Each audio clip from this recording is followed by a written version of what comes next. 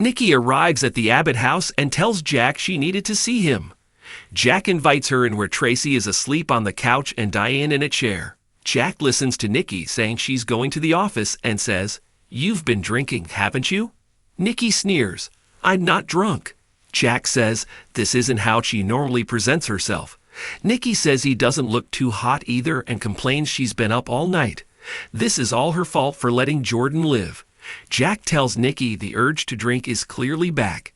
He wants to go somewhere to talk. Just then, Diane, in a chair, and Tracy wake up. They ask if something new has happened. Jack says there's been no news.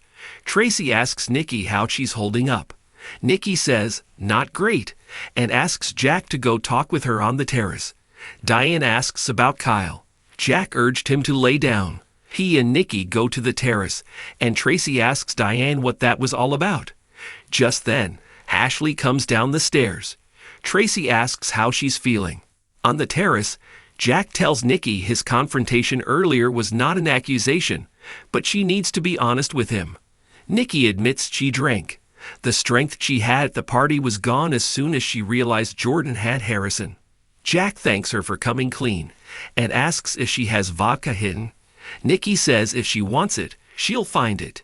She couldn't sleep and wanted to go for a ride to clear her head. Then she passed a bar that was open all night. The next thing she knew, she was ordering drinks.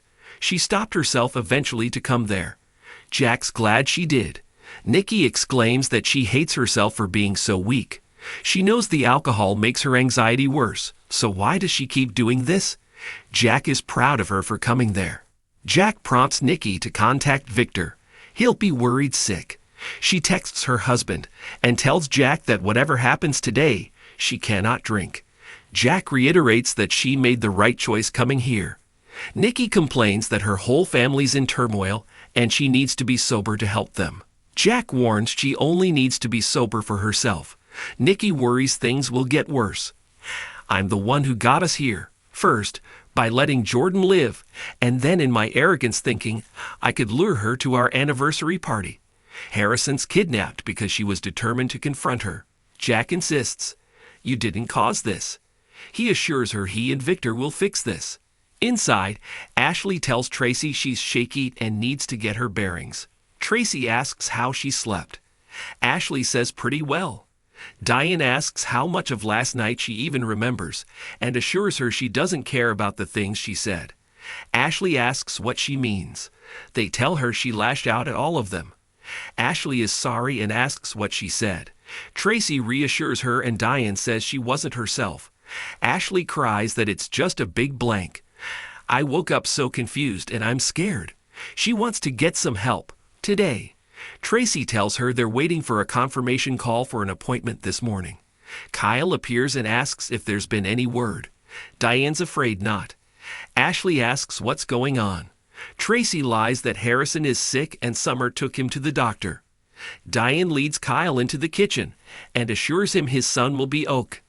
They embrace. At the tack house, Cole watches Victoria looking out the window and guesses she's hoping Claire will show up. Victoria says this is like torture. Cole says this is what Jordan does. Victoria keeps replaying her conversations with Claire in her head. Maybe she was fooling us. Am I terrible for thinking that? Cole's been thinking the same thing. Victoria asks, could we be wrong about Claire? Is it possible she's the one who took Harrison? At Crimson Lights, Summer fills in Nick and Phyllis on the kidnapping. She complains that everyone went to sleep at the Abbott house. She doesn't know how they could. Nick asks where things stand. Summer says they're waiting for more instructions from that psychopath Claire. Phyllis asks, like ransom or? Summer doesn't know.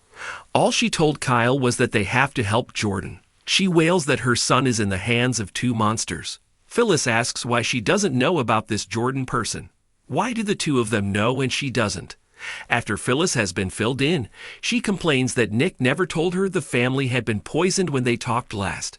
Summer just found out recently too. Nick just doesn't know why Claire would do this.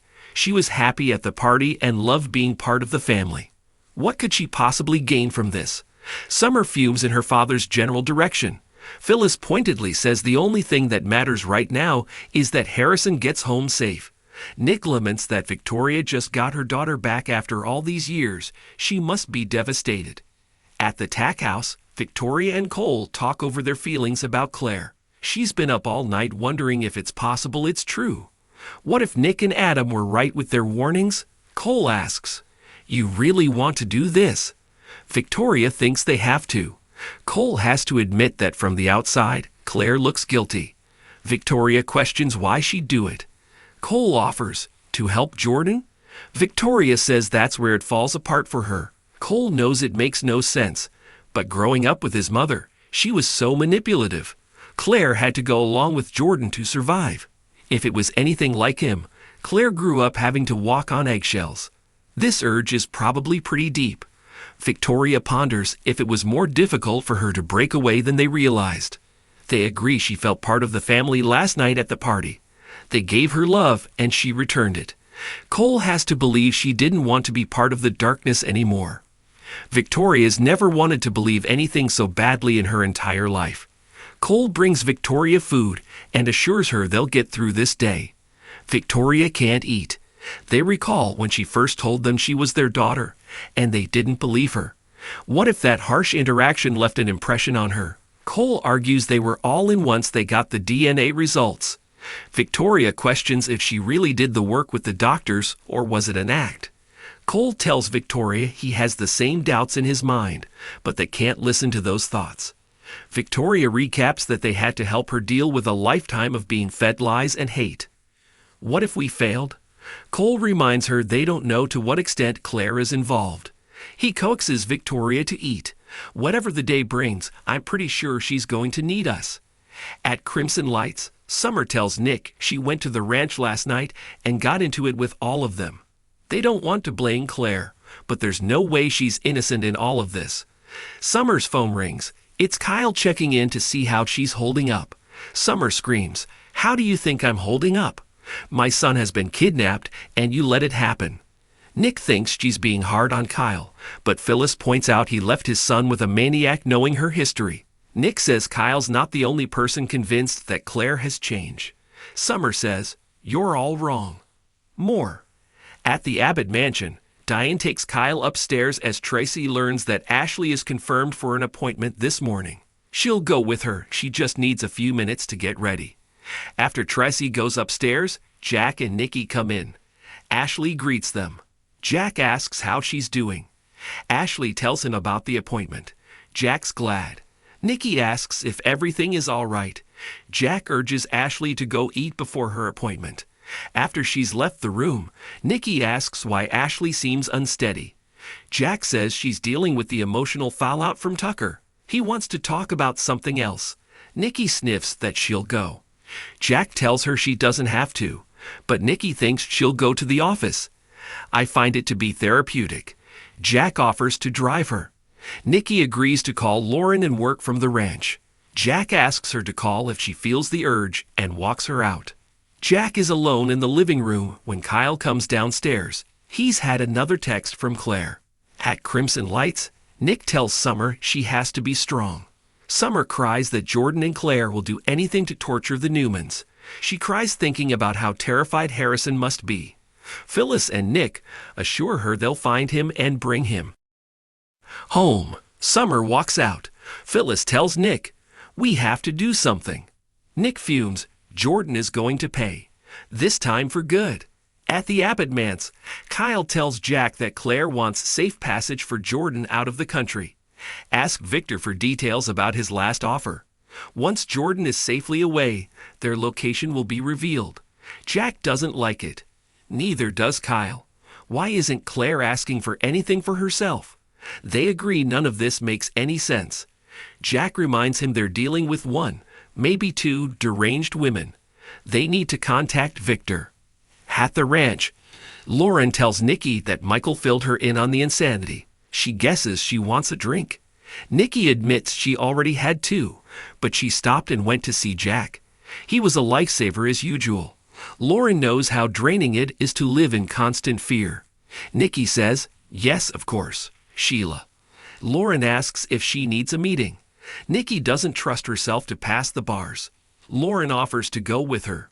At the tack house, Victoria is frustrated that there has been no word and Jordan hasn't showed up on any security cams. This is agony. Cole is sure Jordan is getting pleasure out of torturing them. Victoria can't understand why she dragged the Abbotts into this.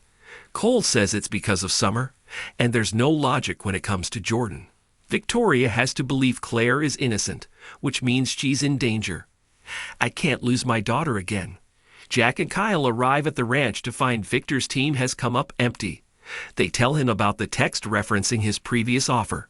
Victor says he lured her into a trap by offering to send her to France. Jack says she's hoping to finally get it.